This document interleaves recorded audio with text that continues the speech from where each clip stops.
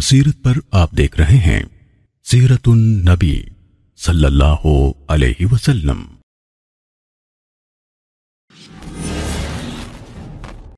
نبی صلی اللہ علیہ وسلم کی وفات۔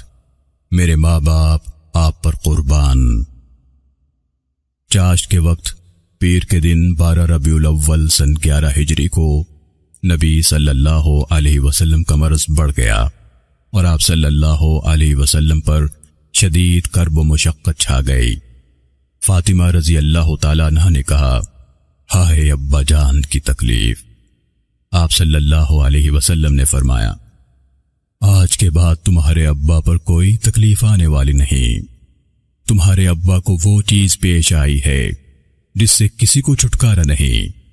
نبی صلی اللہ علیہ وسلم جبکہ موت کی سختیوں کا مقابلہ کر رہے تھے، آپ صلی اللہ علیہ وسلم عائشہ صدیقہ رضی اللہ تعالیٰ عنہ سے ٹیک لگائے تھے اور آپ کے سامنے پانی کا برتن تھا۔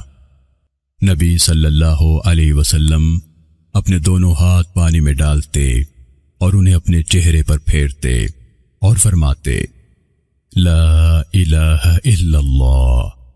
موت کی سختیاں ہوتی ہیں۔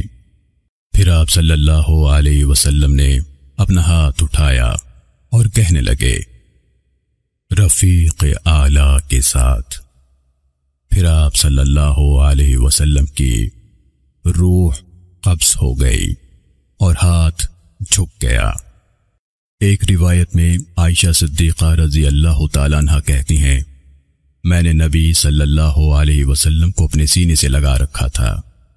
آپ صلی اللہ علیہ وسلم نے برتن طلب کیا، اس کے بعد میری گود میں آپ کا جسم مبارک ڈھیلا پڑ گیا اور مجھے آپ صلی اللہ علیہ وسلم کی موت کا احساس ہی نہیں ہوا۔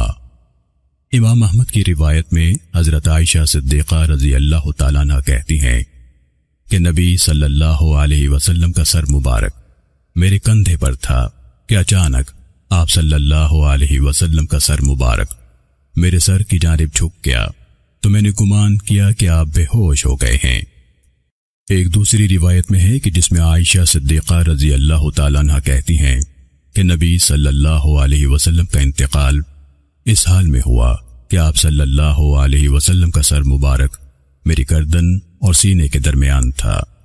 جب آپ صلی اللہ علیہ وسلم کی روح پرواز کر گئی، اس وقت آپ صلی اللہ علیہ وسلم کی روح اتنی خوشبودار تھی کہ اس سے بڑھ کر خوشبو آج تک میں نے محسوس نہیں کی۔ آپ صلی اللہ علیہ وسلم کی وفات پیر کے دن چاشت کے وقت 12 ربیع الاول سن 11 ہجری کو ہوئی۔ اس وقت آپ صلی اللہ علیہ وسلم کی عمر مبارک 63 برس تھی۔ آپ صلی اللہ علیہ وسلم پر ہمارے ماں باپ قربان۔